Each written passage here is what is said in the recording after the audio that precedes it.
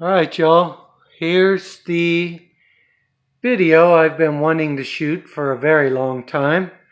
I think it took 10 months altogether to get the model hobby room done, which is in there. But I thought I'd start out here because these cabinets were in that room to begin with, so that's where this is going to start, I guess.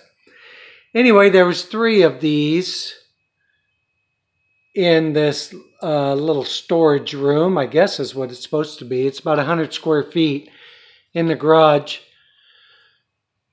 So I started by taking these out. I threw this one away because it was dilapidated, refinished the other 2, put them above the bench. So all this paint, this is old paint that came out of this room. I've got it mixed with kitty litter and get thrown away, which is what you do here in North Carolina. But anyway, that's where it starts. So I pulled these cabinets out of this little storage room to start. I painted the garage. This Carolina blue goes all the way around. And this door, everything was just awful. I mean, the door just looked like a auto shop bathroom door, you know what I mean? I mean, it was just greasy and grimy. So I got all the trim repainted in the garage. Repainted the door, new hardware on there, but that's where the hobby shop is. So let me show you. So I started this October last year, right?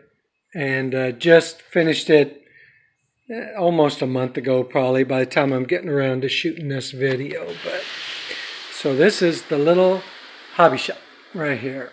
Model room. Tour, I think, on YouTube. So that's kind of some of the stash.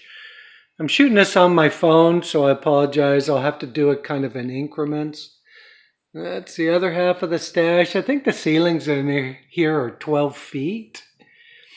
And this was just an awful storage room when I started. Tore everything out, added some electrical. I'll show you.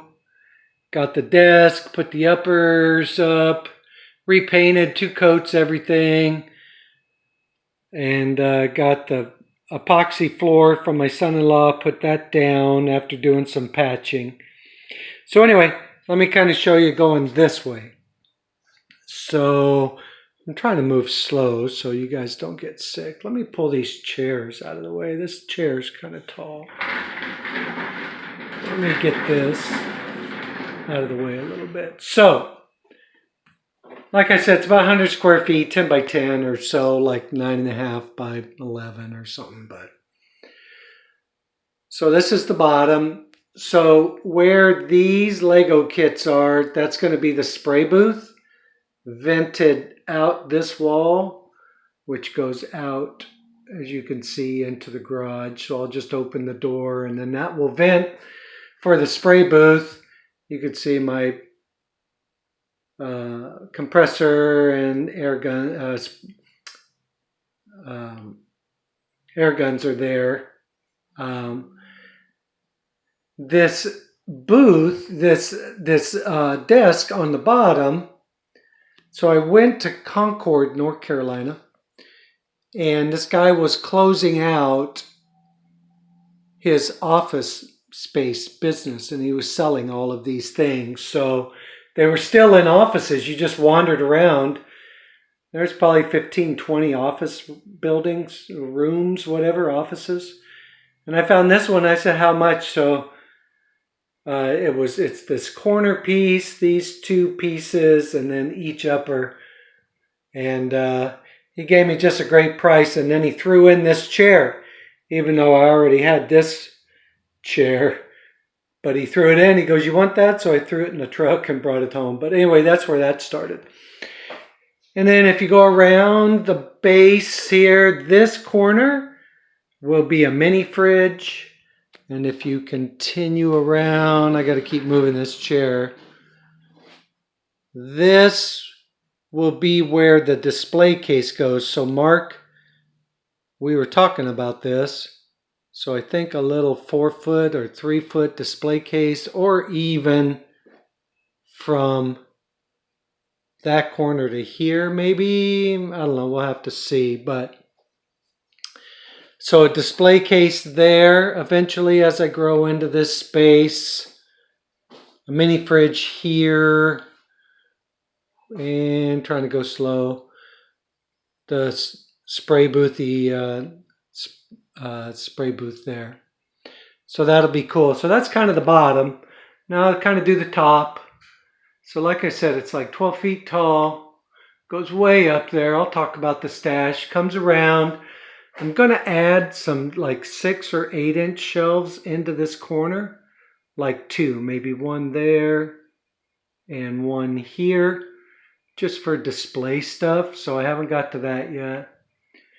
And then this is kind of the NASCAR, some other racing stuff at the top. You can see some IndyCar. And goes around the Packard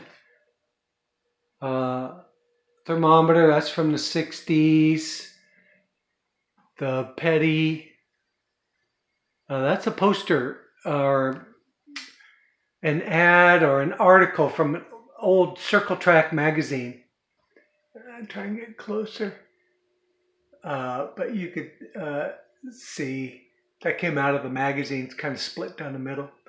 That's cool. I've had this Lucky Draft sign forever and ever. The Avery White Rascal. So that's my uncle and cousin's brewery. My mom's maiden name is Avery. In Boulder, Colorado, and that was my favorite beer when we went out to the brewery. So I got that little poster. I redid the electrical panel. I'll talk about the electrical little thing from Indy Motor Speedway. This is a 2-page magazine ad from 1942 on Old Crow.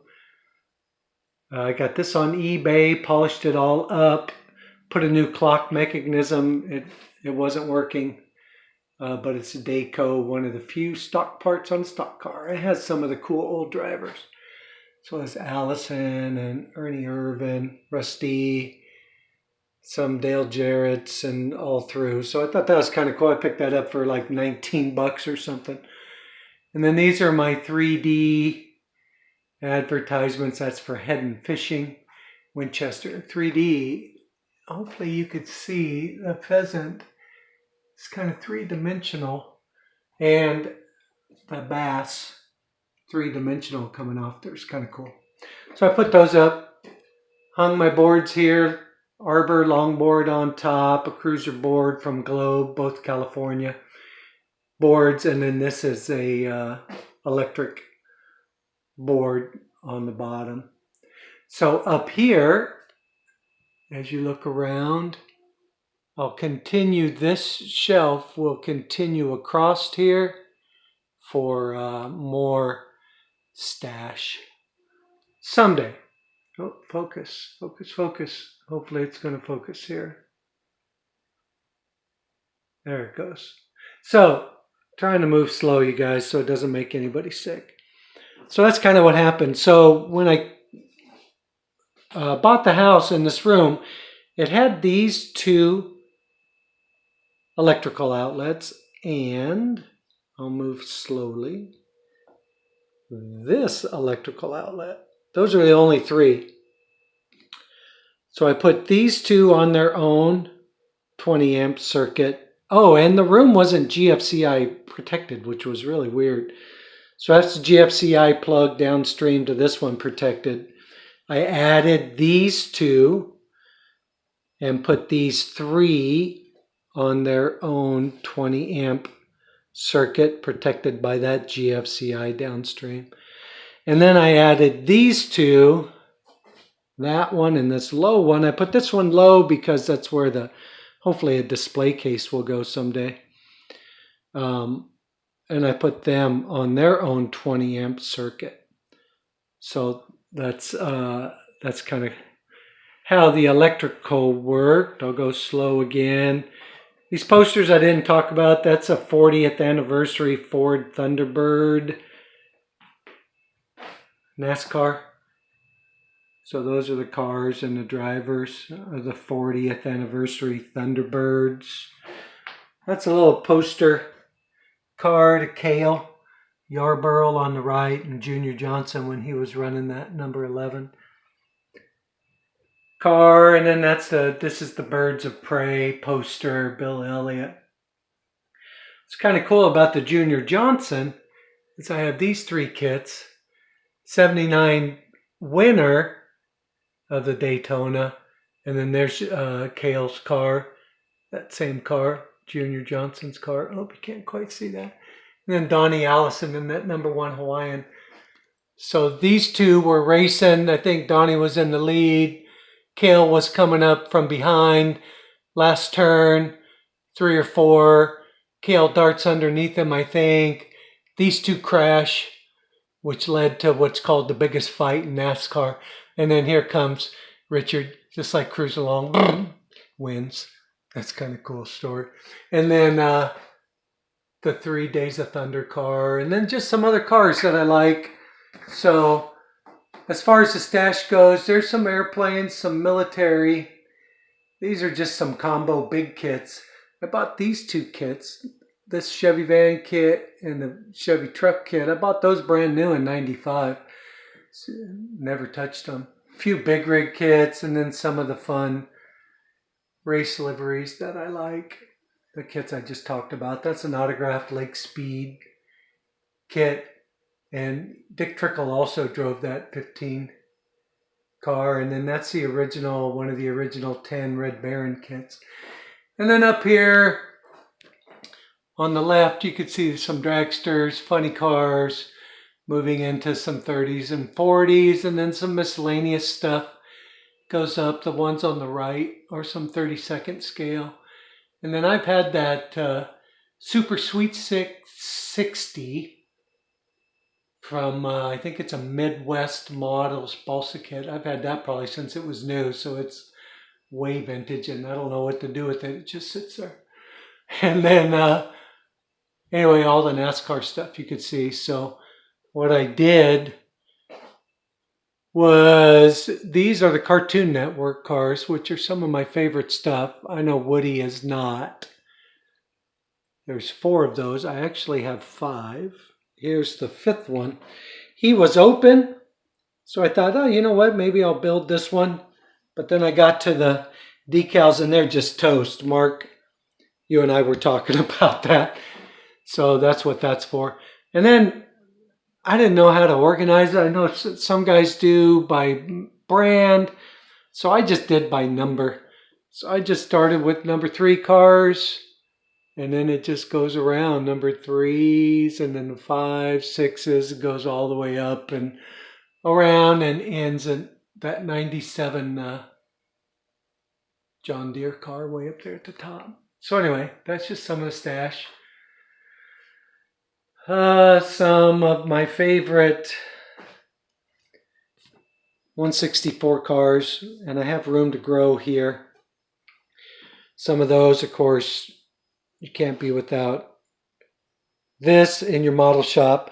This was the end off of a vintage Hague bourbon crate, and I put those handles on there and made that my little deal. I have 2 building stations, or at least I'm going to hopefully grow into that. So there's one here and then the big one in the corner, which this is just a little Legos Thor thing I've been putting together. I have decorated for Christmas, as you can see. Just a few little things. And then I just did the Captain America Lego thing. This little pickup truck. So I packed all of my model stuff 12 years ago. We left Southern California, moved to Northern California. We were there for 8 years. We left Northern California, came to North Carolina. We've been here 4 years. So when we moved from Southern to Northern California, I packed all of my stuff. So I was unpacking what I have left, which is not much, as you can see. I have to grow into this space and get restarted in the hobby. But this little pickup truck was in the bottom of a box. And I was like, I built that F100 in 94 or 95 when this kit came out. And it was just green, pretty bad shape. So I did some repair. And then I just put a bunch of livery decals on it and did the top. Take the hood off. Did the hood, some decals. But that's what I did all those years ago. And then I just gave it a new clear coat. And thought, you know what, that's kind of cool. I'll just keep that guy as the first one, kind of, for the hobby shop, even though it was already made. And of course, you can't be without a Batmobile. Mark, you probably remember Diecast Resurrections. He was on YouTube. Just a great guy. He did a bunch of 64 scale, and then he left YouTube. And when he left, he sold some of his stuff. So I was able to bid on and get two. So he did this wagon, and those flames are all hand painted. And then he did this 50s Chevy truck I thought was really cool, so I had to have that two-tone. And then that's just a CHP Mustang. Then the Hot Wheels original board, Captain America, which, try to go down here, Thor. We'll go with him at some point. Where is he? There he is. I was actually short one of these parts, this one. Got a hold of Lego, and they sent me one out right away, wiki. So this is my candy dish, but it's a vintage acrylic ice bucket that now houses Halloween candy. And that is pretty much the hobby room. So just, I finished not too long ago, and like I said, I've got a lot of growing in to do, but at least everything is in and set up, and I can start building again. So I look forward to being able to get that done, but I thought you guys would like to see. I might just put this on YouTube. This video obviously will be too big to put in an email or anything. So anyway, that's it, guys. And as I grow into it, as I get the fridge and I get my display case and stuff, then I will I'll post some more pictures or send you guys pictures anyway. So all right, well, I hope you guys enjoyed, and I will end this now and get it sent out to y'all so you guys can see it. I'll back out of here. All right, thanks for watching. Let me know what you think. See you.